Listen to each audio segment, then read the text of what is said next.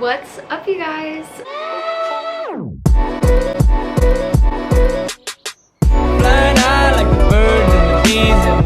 I tried wearing barrettes today because my hair is super crimped from sleeping on it wet, and I don't know if I like it. Welcome back to my channel, or welcome to my channel if you are new. I don't know what all these hand movements are.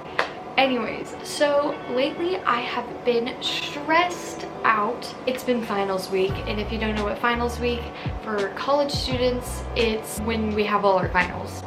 Pretty straightforward. So it's been finals week, but I finally finished out all my finals, passed all my classes, and for those of you that don't know, it is my first year, or it was my first semester in college. I'm just going to community college, but I know a lot of my subscribers are in high school going into college or are already in college, so I thought it would be a good idea to kind of tell you what I learned my first semester in college, like my transition from high school to college basically. So I have a few things written down on my phone that I just wanted to touch on, I guess. Here are 10 things that I learned my first semester of college. The first one only pertains to community college, but there's a ton of early college kids in my classes. So I don't know if your schools do this. You can do early college classes. So when you're in high school, take college classes to get your AA degree faster for when you go into college.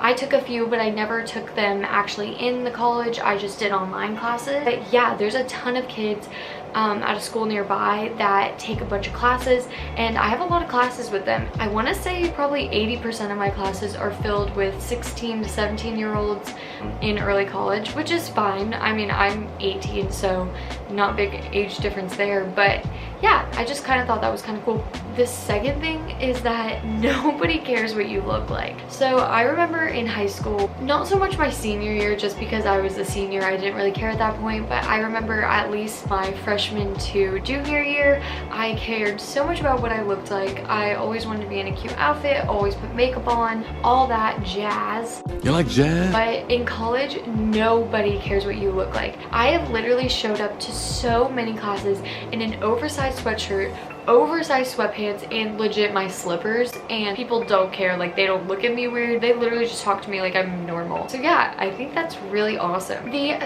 third thing I want to talk about is how much cheaper community college is than university. I don't know like the stats of every college and how cheaper it really is. I remember talking to my friends about going to UNF or FSU or other Florida colleges that my friends have been to, and how much cheaper my tuition was just for the semester and how much it's going to be cheaper for the whole year. I mean, whatever you choose I think is fine. I just chose to save money, stay at home, and go to community college. But of course, if you have the money, or if you want to get that experience of going to regular college, which I totally want to get that experience one day as well. But yeah, I think either way is completely fine. The next thing is the diversity in ages at community college. So this is actually crazy. In a few of my classes, I had mothers that were like trying to further their degree.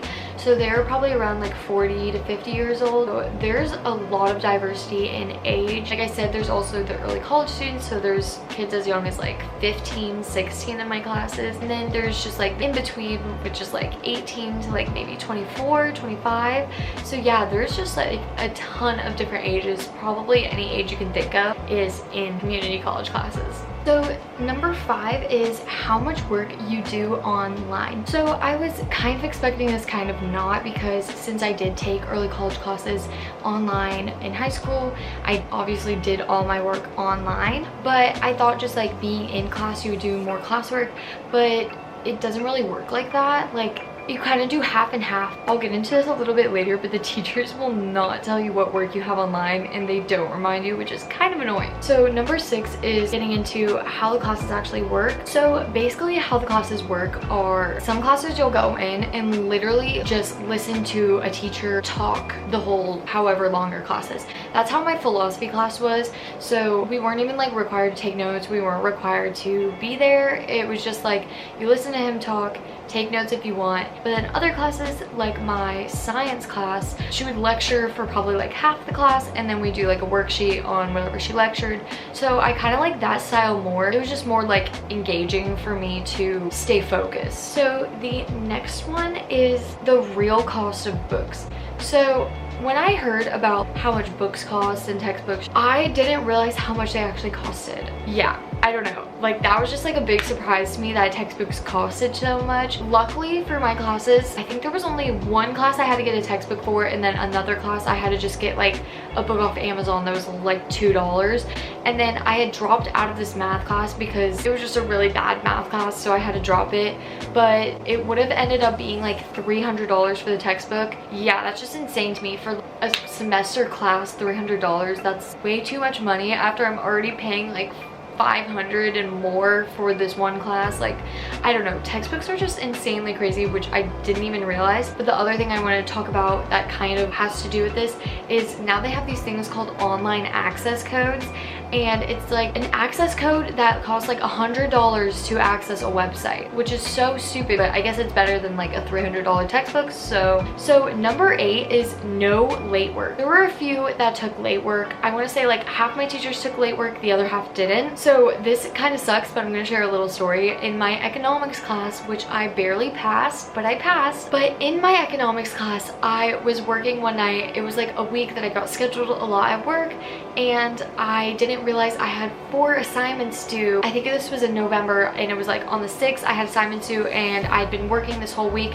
So it was the 7th and I was at work, and I was just checking my phone, checking up on my grades, and I saw that I had zeros for 4 assignments, and they said late. So I quickly did all the assignments, got okay grades on them.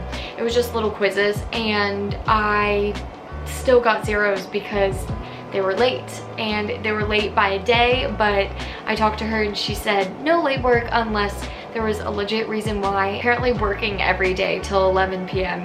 is not a reason why. That frustrates me. Anyways, then I already kind of touched on this one, but the number 9 is the no attendance. Some classes don't care if you attend. My economics class, she didn't care if I attended. My philosophy class didn't care if I attended. Like, there's no penalty if you don't attend. Same with my biology class, except for on lab days you want to attend because labs are like a big part of your grades, so you should attend, but I guess you don't have to. But my speech class had an attendance grade. The class was like at 10 in the morning, and like, I know that's not that early, but I still was so tired to get up and go to that class. But yeah, I kind of missed a few days on there. You're going into college and your teacher says there's a grade for attendance. Make sure you realize how she grades it and go to class. I think it's stupid that teachers grade you on attendance for a class that you're paying for, especially if you have other obligations like work and stuff like that. But what are you gonna do, right? The last one, number 10, is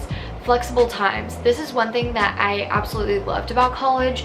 So I mostly work night times because that's when you make the most money at a restaurant. So I would work night shifts so I could make all my class schedules earlier and towards midday so that I could go in to work at night. The other thing I liked is that most of my classes, there are 2 days a week. So that means Monday and Wednesday for one class and Tuesday and Thursday for the other class. So I have Friday, Saturday, Sunday off. So basically I get a 3-day weekend. I just thought that was really cool because, like, you know, in high school you go to school Monday through Friday and you only have 2 days off, but in college you can have 3 days off. But some classes do require Monday, Wednesday, Friday, so it kind of just depends on what you pick. So I hope you guys enjoyed. That was the 10 things that I learned this year in college. My first semester, I'm still learning. I still have a lot to learn, and let me know if you guys have any more tips for new college students like me. So yeah, I hope you guys enjoyed this video. If you did, then give it a thumbs up. Subscribe if you haven't already, and I love you guys so much. Thank you so much for watching my video, and I'll see you guys next video. Bye.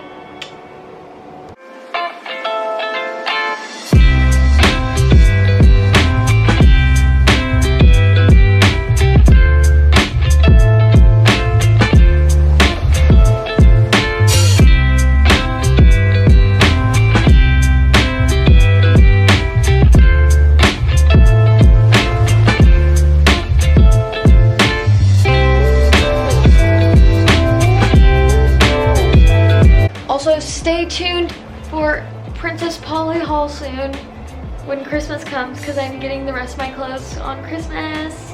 But look how cute that's